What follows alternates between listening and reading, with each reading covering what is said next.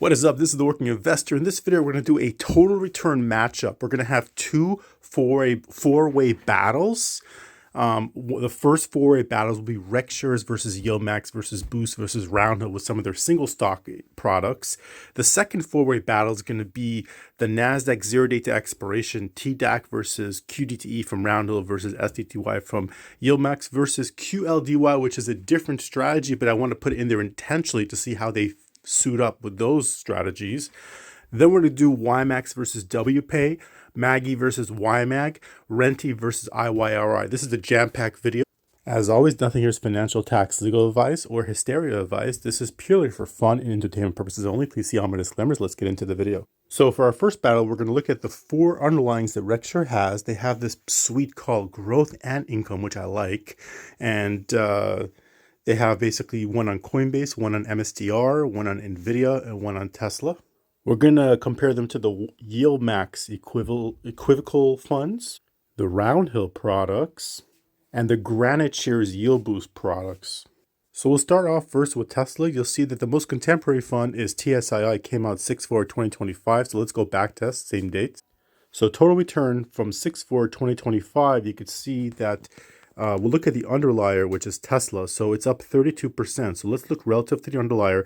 The top dog here is TSII, which has done the best, which is 38.29% total return. Then comes I just threw in some Curve as well because I think Curve does have a product. So Curve has a cover call strategy. You're going to ask me, hey, 1 second, these are you're comparing like apples and cantaloupes over here, the totally different products. And my point is, yes, these are all total. A lot of them are very different in their strategies. And I want to highlight, but they all are based on the same underlier. They all, whatever happens to the underlier would affect these products because they're based on that. So I want to show you how different. Some of them have similar strategies. Some of them have varying strategies. How different strategies pan out, with the longest duration of time that I can get. And the data, I think, will get better over time when you have like different market cycles. And, a lot of them are newer. So that's my point. So look at TSI. Their strategy is killing at 38.29% against beating Tesla, beating the underlier in total returns. TSLP from Curve, 27.29%. And then Tesla from YieldMax is just behind them by 1% of total return, right under them, almost 2%. And then you have TSYY from Granite Shares, which is 13.65% total return. And then you have TSW, this is from Roundhill, but this is purely a swap agreement, 1.2x leverage with no option overlay. And you can see that path dependency volatility decay really killed this fund. And you can see the strong contrast between TSW and TSII because TSII is 1.25x leverage and TSW is 1.2x leverage. So why is TSII killing it so well? Because of their strategy, because they do have 50% of the position, they do write options. And you see what a difference happens when you have option overlay, at least on 50%, and it didn't really cap the upside that much. The next matchup we're going to do will be Nvidia versus NVYY from Granite Shares versus Nvidia from YieldMax versus NVDW from Roundhill versus NVII. And we're going to go from NVII launch 5/28/2025. And NVYY launched 5/13/2025. So we're going to go 5/28/2025 from the most contemporary fund launch. In case you're accusing me of cherry picking the dates, I'm basically trying to find the broadest amount of time. And I want to be fair. I want to give the same timeline for all the funds. So I'm not cherry picking any dates. So you could see in this timeline of about 5 months roughly, you can see the top dog here is NVII from REC shares, 44.44%. Now let's take a look at the underlier of NVDA. So relative to the underlier performed 35.93%. And you can see NVDW, which is a 1.2x leverage fund from Roundhill, they did pretty well. They got 41.17%. But you can see NVII, even with a 50% capped and 50% uncapped, they did much better. And, the fund manager once mentioned in one of the interviews with one of the YouTubers that even the part that they do cap, they still write them 2% out of the money per week. So they capture everything up to 2%. And then beyond 2%, 50% is capped, 50% is uncapped. But this is a 1.2x, 25x leverage targeted fund. And then you can see NVYY from Granite Shares. They did better than YieldMax in this period of time. They did 35.29%. And then you see NVDY from YieldMax. They did the worst in this time horizon of 30.97%. Next, we're going to stack up Coinbase versus COIYY from Granite Shares versus Coney from YieldMax versus COIW from Roundhill versus COII from Rec Shares. And we're going to go from the most contemporary fund. So it looks like COYY is the most contemporary fund, launched 7/29/2025. So let's go ahead. And we're going to go ahead and hit just those dates from the newest fund launch. And you can see here, of course, I wish I had a longer timeline, so you don't really have a good, I want the longer the timeline, the better representation of how the performance is doing, in my opinion. So look at Coinbase. So you see Coinbase, the underlier did the work, it is down. It's into the worst, but it's down 9.54%. So relative to the underlier, what's going on with these funds? Who sucked the least compared to the underlier? So you see Coney from YieldMax, they do cover calls, synthetic cover calls, call credit spreads, sometimes for increased convexity to the upside. They're down 11.87%. So they're just down a little bit more than the underlier. I guess those cover calls really helped keep that total return a little bit, closer to the underlier. COIW from Roundhill is worse than, it's a 1.2x leverage, so it's worse, 13.56%. And for, you can see here in this case, COII from Rec Shares did worse than the Roundhill product, and they were down 16.49%. And the worst of the bunch of all of them is the YieldBoost is COYY. People, I guess it's called YY because why is it so bad, right? And it's down 17.65%, the worst of all the pack over here. So next we're going to go ahead and look at the MSTR product, MSTR versus MTYY. That's their Granite Shares new fund just launched 9/23/2025 versus Misty from YieldMax versus MSTW from Roundhill versus MSII from Rec Shares. So we're going to go ahead and compare from 9/23/2025. It's a very tiny timeline of only 24 minuscule days, so it's not really a good picture.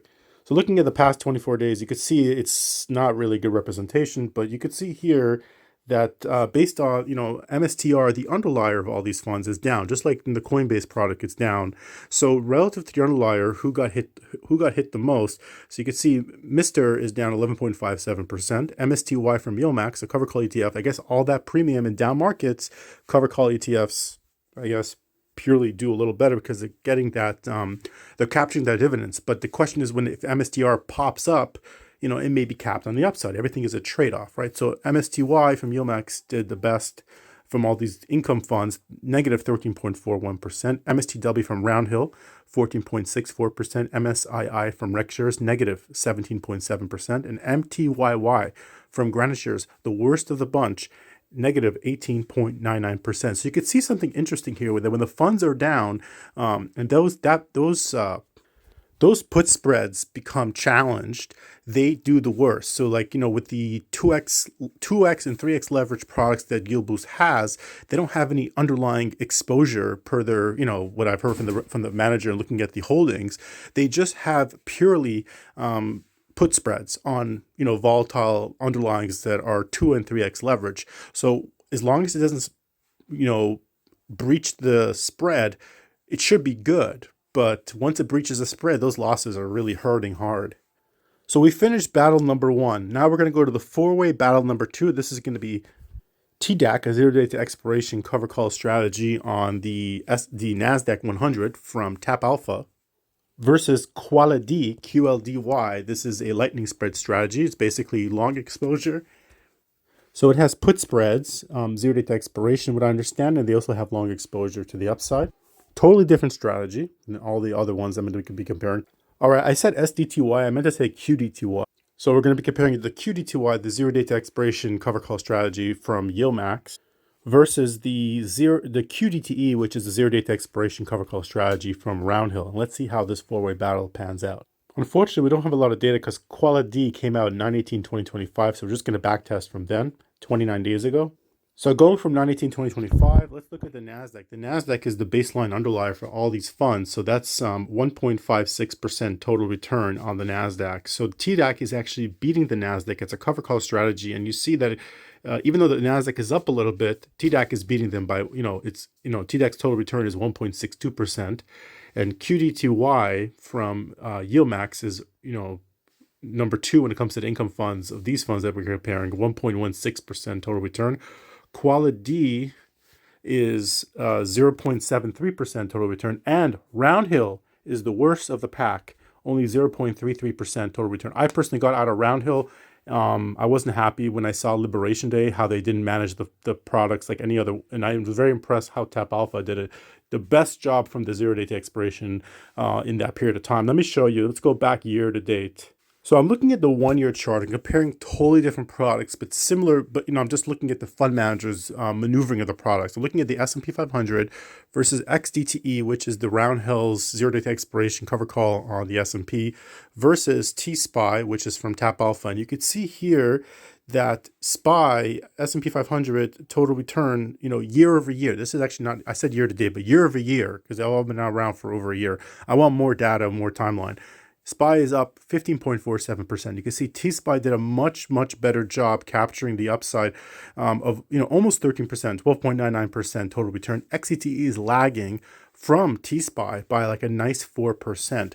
And if you go back over here, you can see at the beginning, actually, there were certain periods of time where like you just see that XCTE was in the lead, actually outperforming the SPY.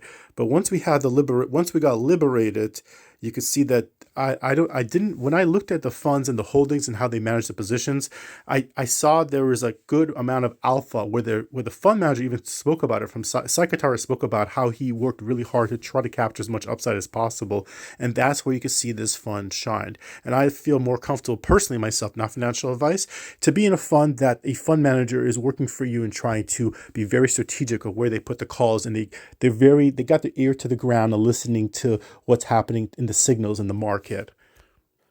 Okay, so we finished the 2 4-way battles. Now we're going to do the 3 single battles. We're going to compare YMAX, WPAY. Let's start with that one. So you can see the WPAY came out 9/4/2025. So let's go ahead and adjust the date. So since 9/4/2025, you can see WPAY is actually doing twice as good in total return than YMAX. Twice as good, guys. More than twice as good. YMAX is up 4.72% total return. WPAY 9.59% total return. And if you look at the chart, they are consistently, that's what I'm looking for, consistently beating YMAX. But again, you're looking at a 43-day time horizon. The more time, the better. You want to see a lot of time. You want to see a lot of market conditions. I like to have more data, but this is what we got so far. Next, we have a matchup between MAGY. So we're looking at the Magnificent Seven. So I'm looking at MAGS is going to be the benchmark. That's like the Magnificent Seven ETF that just holds the Magnificent Seven. And we're going to look at the chart from MAGY because it's the most contemporary holding. Came out 4/23/2025. So adjusting the dates, you could see that, and I'm looking at the biggest timelines and they're all around. MAGS, which is the benchmark, is up 46.77%. You can see that YMAG is very close. And you guys always know, in my opinion, not financial advice, I consider a cover call strategy that captures at least 75 to 80% of the upside in total return of the underlier. In my books, that's a good cover call strategy in my books, right? So you can see that it's lagging a little bit, but that's what a cover call strategy does. It lags, but it did a pretty good job capturing most of the upside. Let's go ahead and compare that to MAGY. Now, YieldMax, I have to tell you, my impression of YieldMax is that, listen, they know what they're doing. They have, I don't like all their strategies, but the execution of the strategies, they have good fund managers. Some would argue not, but I think a lot of them, they're good at what they do, and they do cover calls. And they're beating MAGY a lot. People like MAGY. They say the NAV is stable, blah, blah, blah, blah, blah. But look at the total return. It's lackluster, guys. It's half of the total return of MAG. So, we could look at price return, but look at the total return. That's the big picture. So yeah, in the community, a lot of people tell you, oh, I like MAGY because it has a better price return. So this is price return only. So you see MAGY is price return. I don't know. It's not much different. MAGY's price return since inception is up 6.09%. And YMAG is up 6.02%. We're talking about like 7 basis points. I'm not sure. They both have about, arguably based on this chart, they have about the same price return. So I'm not sure what people say the price is more stable. The total return gives you a massively different picture. And you can see that YieldMax is kicking their butt big time. Lastly, we're going to go ahead and compare RNTY. This is a REIT ETF. They do cover calls as well. So you get income from the REIT and you get income from the cover calls overlay on top of the REITs from YieldMax versus NEOS. NEOS is known to has a much better reputation in the investor world of giving you better total return, unfortunately, in a lot of their products. That's their IYRI, and they're actually YieldMax. I did a video on it. I'll link it in my description. They don't really track a specific index. They kind of pick and choose whatever they feel. The IYRI, they try to track the benchmark of the IYR, and you can see that NEOS is beating them, and this is going back from 4/17/2025 when roughly Seeking Alpha RNTY was trading as the most contemporary of the funds, and you can see IYRI is up 8.37%.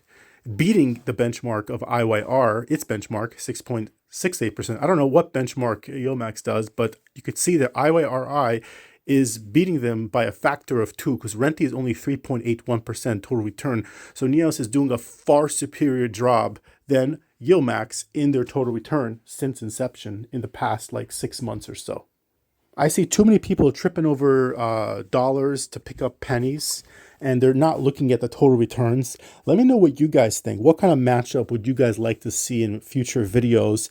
And do you also back test? Because I like to, even though I hold positions, I try not to be biased. And what keeps me from being biased, because sometimes when you do your research, you buy a position based on the research you do, and then you kind of forget about it. And then different products come out that may do a similar strategy to what you're holding, and they may execute it a little better. Or or maybe your strategy, the managers doing it, are becoming a little bit lackadaisy and not doing what they're supposed to do based upon what your expectations are, not based on what's in the prospectus, because that's an SEC violation, but based upon what your expectations are. So I like to periodically backtest my funds based upon competitors, what I hold, make sure I'm keeping my mind open and making sure I'm getting, for myself, a performing product that has demonstrated good performance, because it's not just index funds that I hold. They have active management overlay, and I want to see which it's an art and a science, and I want to see which managers are doing a better job in alpha, on top of the beta strategy. Anyways, let me know what you guys think. I hope you guys have a wonderful trading week. This is the Working Investor, over and out. Be well.